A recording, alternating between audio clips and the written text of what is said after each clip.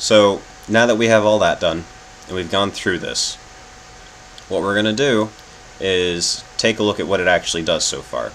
Now I've already gone ahead in the game and set up these things.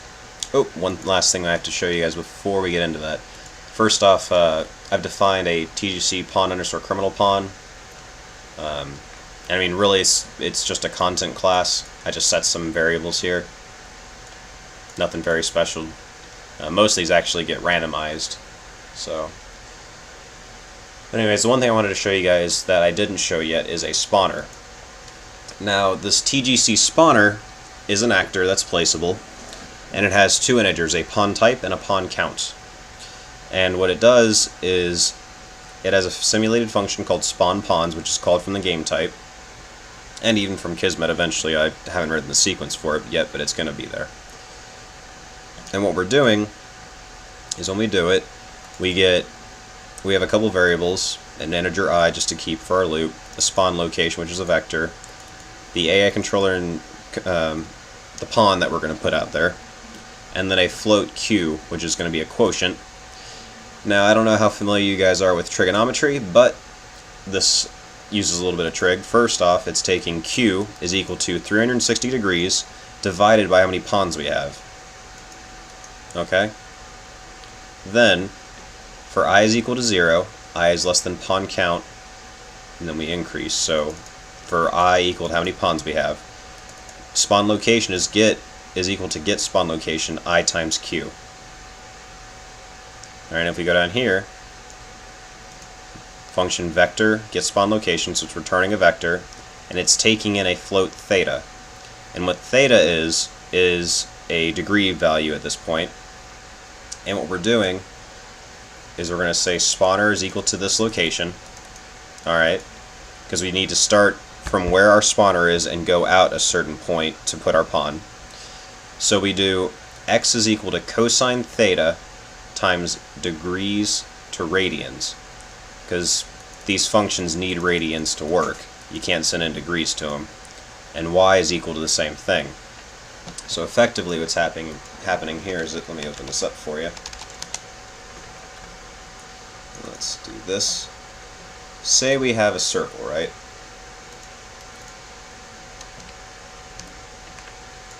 Okay, we got our circle.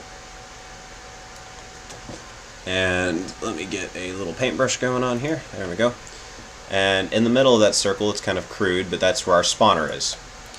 Now, say we had four pawns we needed to spawn. So that would be 360 divided by 4, which is pi over 2, pi, 3 pi over 2, and 0 or 2 pi in radians. If you're not familiar with radians, that'd just be 0, 90, 180, and 270 degrees. Okay? Now, what our function is doing, if we go back, is it's going to do the theta that we send in, and theta is equal to I times our quotient. So 360 divided by 4 is 90 degrees. So 90 times 0, so it'd just be 0. 90 times 1, 90, 90 times 2, 180. You get the idea. So it's going to be increasing this way. Okay? From our spawning location until we reach this point again. Okay? So the first one is 90 times 0, which is 0. So it'll put a pawn right there. Actually, change my colors so you guys can see this. It'll put a pawn here, then it'll put a pawn here, then here, and then here. And the way it's doing that is we take the location our spawner's at here, and if you're not familiar with the unit circle, I highly suggest it because it's useful, very useful in things like this. You take the unit circle and you add to the x value cosine of theta in radians. Alright, which is exactly what we did inside that class. Where were we? Get spawn location. There we are. So x is equal to cosine theta times degree to radians, which is returning a value in, let's get a brush, in this direction. And then y is equal to sine theta of that direction, so it's going to be this way. So say we had, in this case, say for, let's see, get a better color here. for this guy here going to 0. So cosine 0 is equal to 1. And then sine 0 is equal to 0. So what we're doing is we're taking the spawn location dot x plus equals 1 and the spawn location dot y plus equals 0. So it's a straight line out. And then any good mathematician will know this is just expanding that radius, because the radius of the unit circle is 1 and 1's very close to our spawn location. We don't want that. We want it to be farther out. So we times it by 400 to push it out a little bit. Alright. And you can make this arbitrarily any long number. This actually isn't the most efficient algorithm. If you're too close to a wall, your pawn will fail to spawn because it's trying to spawn inside a wall.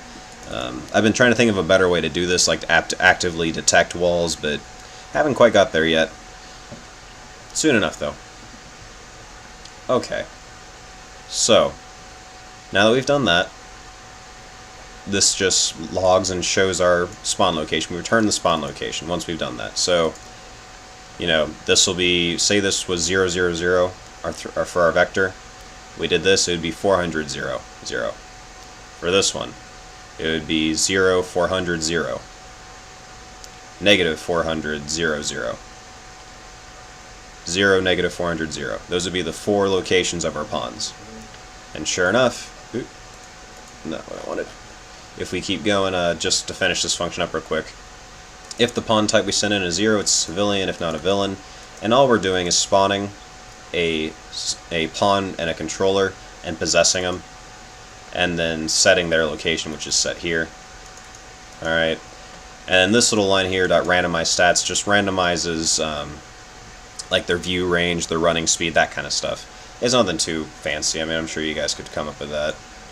And then I have a difficulty modifier for it, and it's random, so you get random types of pawns over random types of data sets. It's actually kind of cool. Alright. So if we go to our game,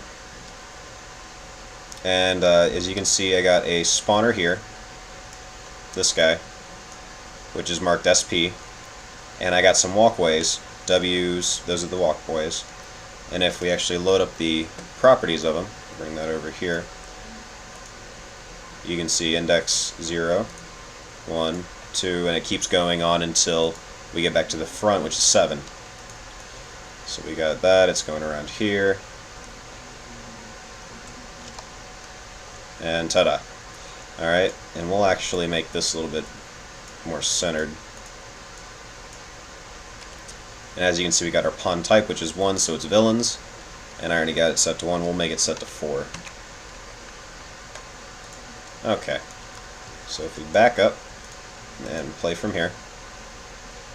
So we got our 4 pawns, and since they didn't see me because I spawned behind them, they're running to the closest walkway, which is 7, and now they're walking continuously. And like I was saying before with the can view, sometimes it's a little funky. Like I'll sit here and they're going to hit a point in just a second. See, he saw me, and since I have damage set up, see, you can see that it attacked me. And he actually has a slow attack time. But anyways, if I run off, and he can't see me anymore, if I run back around here, see how he's walking again, since he lost view of me.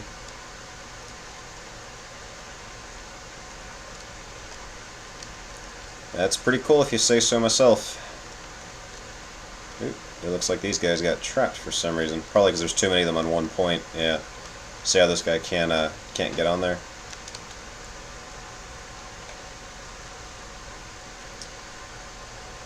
Oh well, another bug to fix, but this is just for theory, so hopefully it proves useful to somebody. Alright. Aside from that, guys, that's it for this tutorial. Hopefully you guys learned something. I may release the source, maybe not. We'll see how that goes. The next thing we're going to do is a wall jump tutorial, which you can see I actually got set up already. If we walk in, I jump. Ta-da! Which we'll go over that next time. So we'll see how that goes.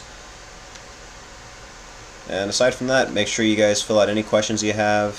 Send them to me at either cburkhardt@codecyclone.com or videos@codecyclone.com. Both emails come to me. Oh, I'm getting attacked by the same guy again. Anyways, so send them off to me there, or feel free to post on the YouTube channel. I don't check it as often as I should, unfortunately. I'm bad about that. Oh, good. It was good to see that when they kill me, they run off. Yeah, that's cool to see. But yeah, so if you guys get any questions, you can send them there. It may take a day or two for me to pick it up because I don't always get a chance to check that email right away. But the C. Burkhart and the videos at codecyclone.com come right to me, so I get those right away. Either that, or you can always find stuff on our website to post to, or our forums. Our forums are free to post into. Aside from that, hopefully you guys are having a good time with this, and hopefully it's helping somebody out. So take care, guys.